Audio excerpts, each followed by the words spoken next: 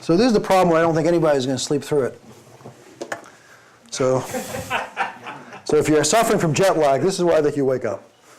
So that was a pretty good sound, right? That was good. That was good? Anybody here an expert in bullwhip? Actually hurt a little bit. So environmental health and safety will probably come after me after this. But fortunately, I didn't lose an eye or anything. So if you notice, when I cracked the bullwhip, the handle only moved about 60 degrees. But the tip of the whip actually spun 360. And what I'm trying to say with that is that we have small changes in demand have a significantly big impact on you as it cascades through the factories. Because what's happening?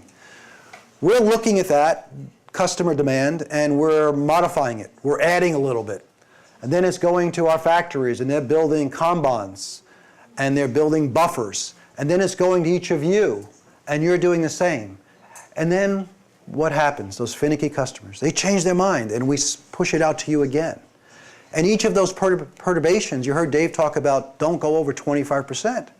That's hard to do unless we get better at communicating and collaborating those demand signals. Because we don't have a ubiquitous product, do we? I mean, if each of our hard drive platforms might have multiple different motors and head assemblies and hookups, right? And so as that changes because of availability, it even gets more complex. So if we're going to get better as an industry together, we've got to figure out how to minimize this bullwhip effect. How many agree? Does that make sense?